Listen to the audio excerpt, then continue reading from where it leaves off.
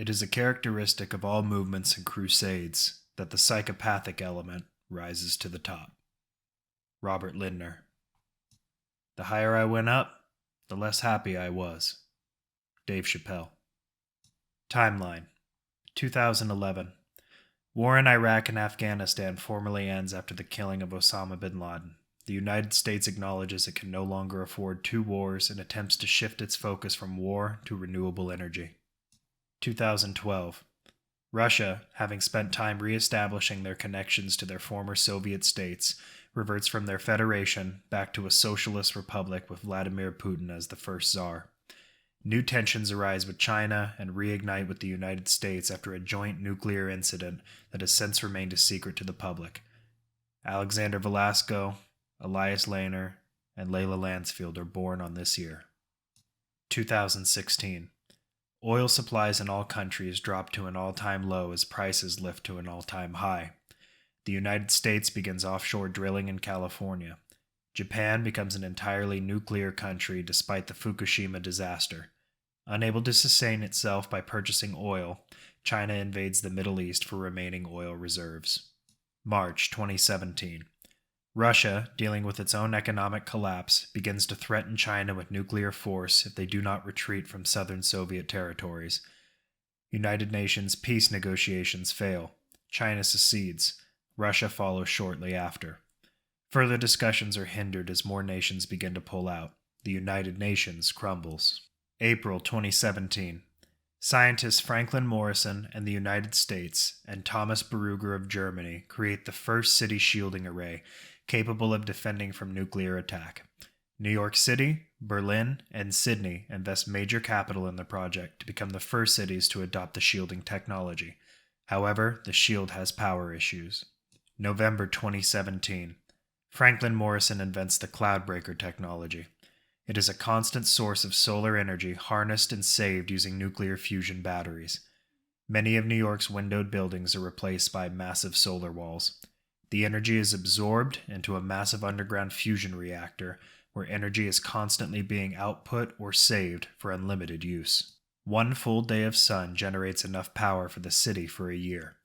The same technology can redistribute this power in the event of cloudy days into the atmosphere, thus dissipating clouds for more energy absorption. This is reserved for emergencies as the effects on the environment are questionable. New York City, in addition to Berlin and Sydney, retrofit their cities in secret after Morrison's breakthrough. December 2017. With the energy crisis resolved, the United States, Australia, and Germany attempt to reach out to China to offer aid and forestall their war effort. However, before negotiations can be made, an unknown nation, thought to be Russia or China, launch every nuclear weapon they have at their enemies and the rest of the world. In the moments that passed, the other nuclear countries of the world followed suit.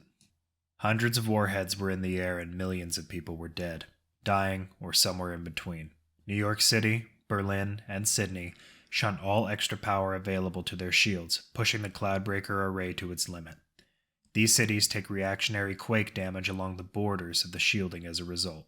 Nuclear Holocaust survivors begin fleeing to these remaining major cities as beacons of hope. John Morrison, son of brilliant scientist Franklin Morrison, attends classes in business and global economics, joins university shooting team, and ranks first, shattering all previous records, named captain. February 2018. After the countless loss of human life, the destruction of their military and economic infrastructure, and the loss of their leaders, the devastated nations of Russia and China declare a formal end to their war and a multi-nation treaty at Jerusalem, one of the few major cities left untouched by the nuclear holocaust. Jerusalem quickly becomes a haven after the treaty, which was signed by all 6 remaining cities. All left in the shadows of their former nations, Tsar-elect Samokolov of Moscow, President-elect of the People's Republic Zhang Wu of Beijing, Head of State Jens Eberhard of Berlin, Head of Jerusalem High Council Joseph Bernard, Commander-in-Chief Sid Lawson of Sydney, and New York Governor Flynn Walters are all in attendance. The Order of Six is created to establish a lasting peace and encourage diplomatic relations amongst former rivals for the ultimate survival of humanity. Each nation is granted an embassy in Jerusalem and a district for their refugees, making Jerusalem the hub of innovative ideas and the melting pot of post-apocalyptic society. May 2018. Foreign trade slowly begins to flow once again as nations begin to salvage materials, aircraft, and military supplies. Russia and China, due to their devastation, are slower to re-establish. New York, Berlin, and Sydney proceed to send aid in capital and salvage building materials to strengthen international ties. The Order of Six is called in Jerusalem to discuss the possibility of making the city more open to Holocaust refugees. Head of State Eberhard recommends opening the nation-specific districts to all. The plan is met with a 6-0 vote, allowing refugees from all nations to migrate to their new home. August 2018. A reluctant meeting is called among members of the Order of Six. Tsar Samokovlov and President Wu desperately plead to the other 4 members of the order for more aid. Though tensions have remained high amongst the Chinese and Russian people, both the Tsar and People's President gave a passionate joint speech that moved the other 4 members to an immediate vote on sharing Cloudbreaker with the 2 respective nations. The vote passes and projects begin in Beijing, allowing citizens free access to the necessities of heating, plumbing, and refrigeration once again. 2020. Relative peace amongst all nations. John Morrison, now a graduate, quickly establishes himself as a major player in the post-war economy. He establishes Morrison Banking and Morrison's Marines, his own private corps.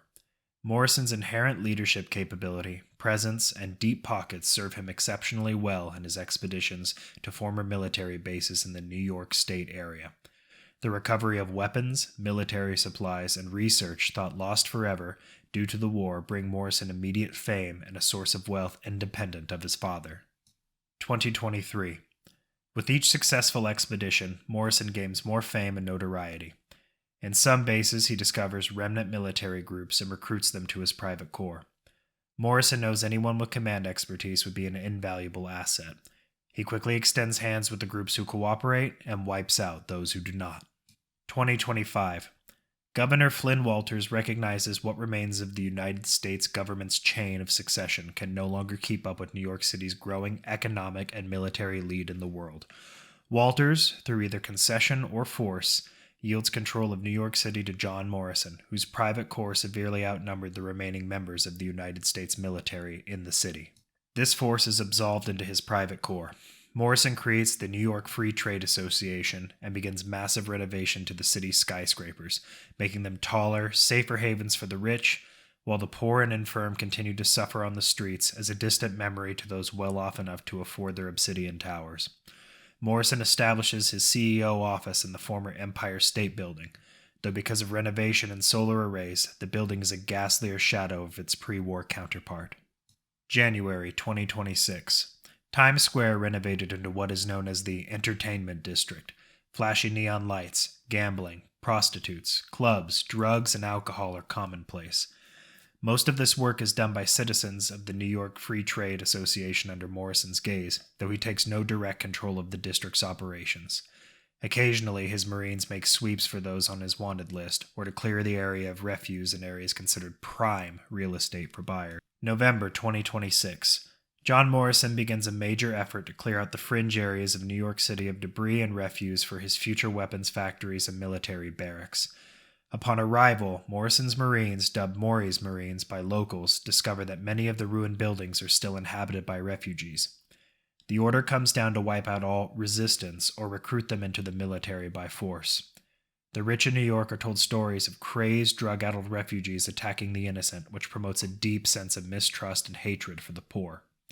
Morrison's Marines release no official number on those dead, but the refugees in other sections of the city who lose friends and family members begin to prepare themselves for further incursions by Maury's Marines. December 2026. Construction begins in the areas cleared by Maury's Marines. Many displaced refugees grow angry over losing their homes and families and begin taking to the street.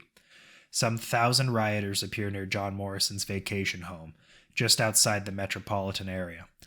Rioters stood outside for hours in the cold Christmas Eve wind and rain, shouting and screaming for the man himself to come out and explain his actions.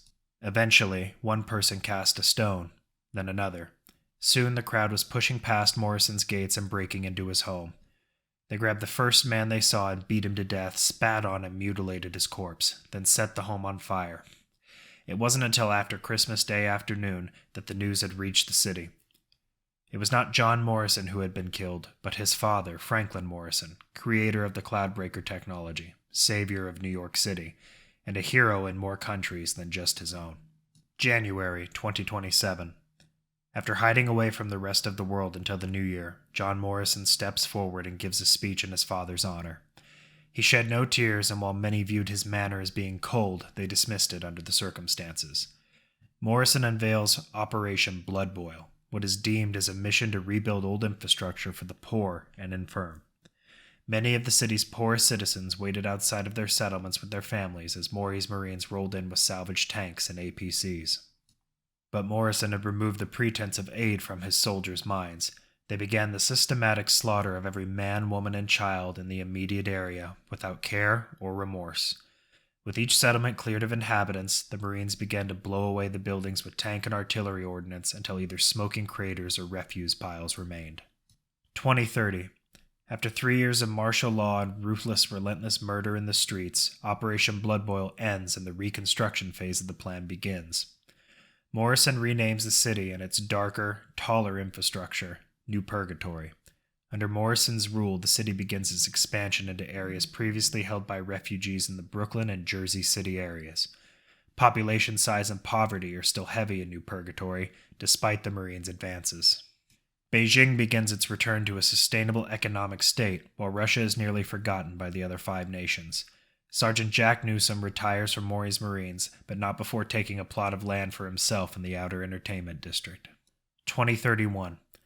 Corporations on the rise are either absolved or destroyed by John Morrison's holdings. With no unions to organize workers, people constantly underbid each other for work. Much of the damaged infrastructure in refugee areas is turned into tenements that fail the most basic safety standards and have no upkeep.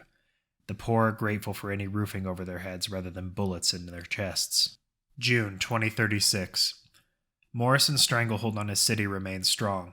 Crime still plagues and ravages the streets of the poorer areas. On occasion, he will send Marines out to secure the peace, preferring the natives to kill each other for his own entertainment via closed-circuit cameras. With everyone that matters safely tucked away in their skyscraper heavens, Morrison only worries about his investments in downtown and the square. October 2036. Morrison's Marines suffers its first real loss in combat since Operation Blood Boil. A platoon of soldiers is murdered on a scouting mission that led them through the back alleys of New Purgatory's farthest reaches. The perpetrators left crudely scrawled graffiti on the walls next to the corpses. Reports from Maury's Marines say the attack was coordinated by a small team, grown from New Purgatory, and knowing the worst it had to offer. 6 refugees leading the fight against Morrison and looking to recruit more for their cause. Morrison, knowing his new enemy will require more than brute force, enlists the aid of famed Midwestern mercenary General O'Tonnelly and his mercenary band of ex-soldiers from all branches of the United States military.